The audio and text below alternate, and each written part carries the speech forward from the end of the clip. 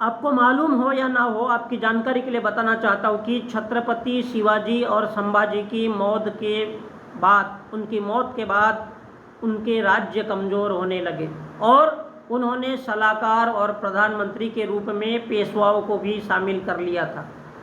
ये पेशवा का क्या अर्थ होता था? प्रधानमंत्री, दीवानजी या नौकर।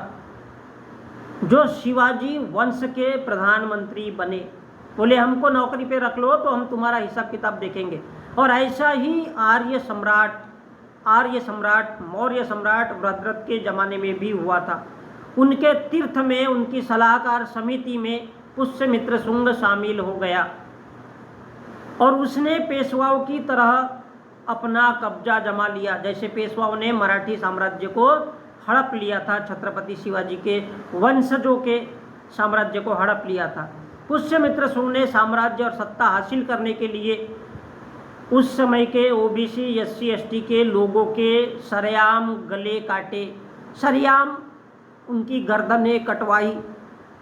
किनकी गर्दनें कटवाई? जाटों की, गुर्जरों की, अहीरों की, यादवों के गले कटवाने का, एक एक आदमी के गले कटवाने का 500 स्वर्ण मुद्राएं इनाम रखा था। इतिहास में तो 1-1 लाख स्वर्ण मुद्राएं लिखा हुआ दिखता है।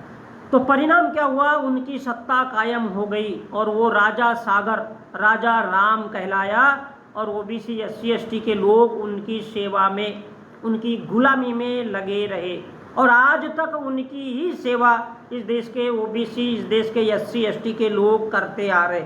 और इसलिए तो कहावत है कि जिसको उंगली दोगे तो वह हाथ भी पकड़ेगा और फिर जकड़ भी लेगा, फिर जब जकड़ लेगा तो फिर जेल में भी डाल देगा। और पूरा इतिहास, भूगोल ऐसा ही है और इस देश में विदेशियों ने ऐसा ही कब्जा करके रखा हुआ है, जो आज तक अब किसी भी 1950 के बाद भी यदि इस देश में कहने के लिए तो स्वतंत्र है, लेकिन पैदा हुए हो तो आपको हिंदू मुस्लिम के झगड़े के अलावा कुछ भी देखने नहीं मिलता। मतलब क्या है? आप गुलाम भारत में पैदा हुए हो अगर 1950 के बाद भी पैदा हुए हो तो।